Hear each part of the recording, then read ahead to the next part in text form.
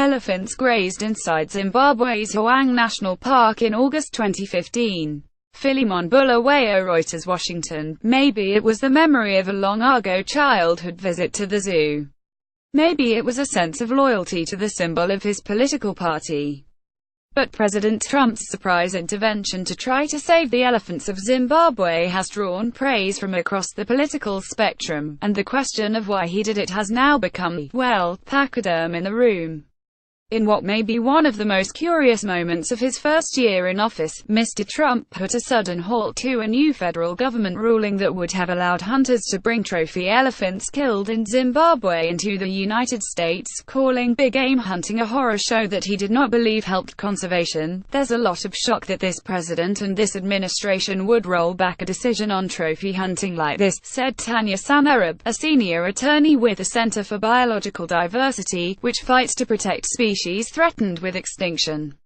But there's something about elephants that just crosses party lines.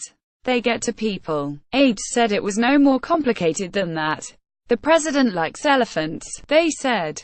He did not know about his administration's decision to lift the trophy ban until learning it from the news media and was annoyed to be criticized for a move he had no part in. So he made his displeasure known in the way he has so many other times this year, through his Twitter feed. As it happened, his decision also coincided with the sentiments of conservative media personalities like Michael Savage, Laura Ingraham and Mike Cernovich, who have defended Mr. Trump through a cascade of controversies this year but protested the administration's initial announcement. The ruling was absurd, Ms. Ingraham, the Fox News host who has been considered for a job in the Trump administration, said on Monday. Who could ever shoot these majestic creatures? Ms. Ingraham called herself a conservationist who has been to Botswana 3 times, including this past summer with her children. President Barack Obama's administration banned the import of elephant trophies from Zimbabwe and Zambia in 2014, citing the lack of data tracking elephant conservation in those countries. Trophies can be any part of the elephant, including tusks. His administration followed up in 2016 with a near-total ban on the commercial trade of African elephant ivory.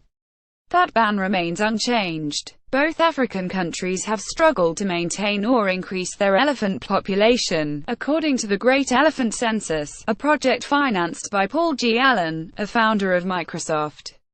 The project found that the African elephant population shrank nearly 30% from 2007 to 2014. The United States Fish and Wildlife Service, overseen by Interior Secretary Ryan Zinke, determined that Zambia and Zimbabwe had now adopted acceptable plans to manage their elephant populations. The service lifted its ban on imported trophies from Zambia earlier this month and on Friday began accepting permits for elephants hunted in Zimbabwe. But the permit application for both African countries was shelved late Friday when Mr. Trump announced his intent to review the decision. Put big game trophy decision on hold until such time as I review all conservation facts, he wrote. Under study for years. We'll update soon with Secretary Zinke. Thank you. If followed up Sunday with a more definitive message. Big Game Trophy decision will be announced next week, but will be very hard-pressed to change my mind that this horror show in any way helps conservation of elephants or any other animal, he wrote.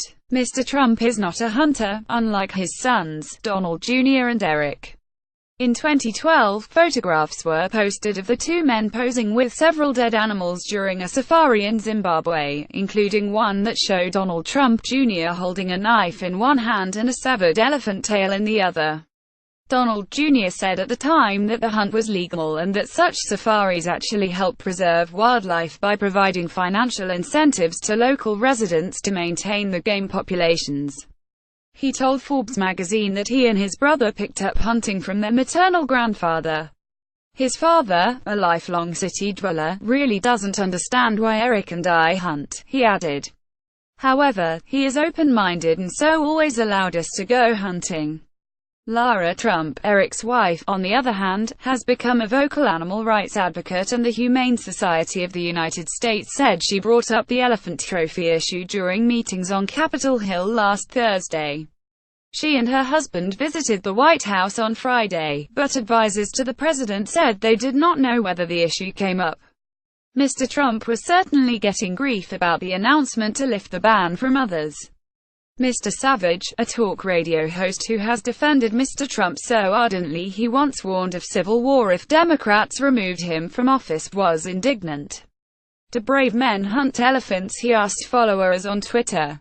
Mr. Cernovich, known for fanning the flames of far-fetched internet conspiracies involving liberals, posted pictures of himself on Twitter petting elephants and wrote, "These are magical animals and will change your life if you open your heart." On the other side, the National Rifle Association, another supporter of Mr. Trump's, had hailed the lifting of the ban, calling it a significant step forward in having hunting receive the recognition it deserves as a tool of wildlife management. It was not the first time Mr. Trump has announced an unexpected policy shift via Twitter, but Wildlife Service veterans could not remember a president stepping in so late in the process. "It's unprecedented, especially once it's been published in the Federal Register Service," said Dan Ash, the former director of the Fish and Wildlife Service who stepped down in January after 22 years with the agency.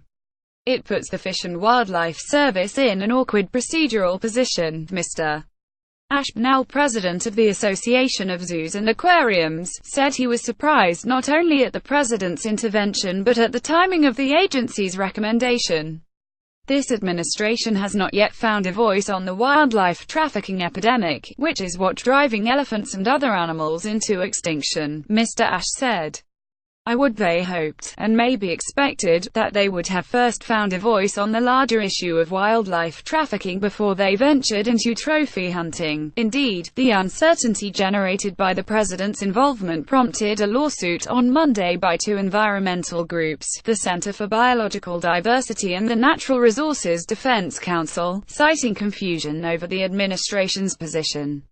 Mr. Trump's tweet may only suspend permit evaluation without putting the ban back in place, they said. "Putting trophy imports on hold isn't enough," said Ellie Pepper, deputy director of wildlife trade for the Resources Council. "If we don't force the administration to completely revoke its decision, President Trump could quietly start allowing these imports as soon as he stops facing criticism on Twitter." The other side of the debate rallied as well.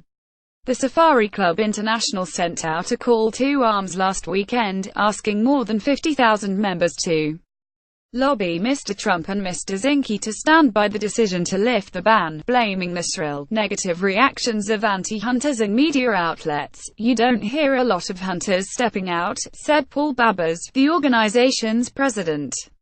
"We're trying to encourage hunters step out, to have a voice." Jeremy W. Peters contributed reporting.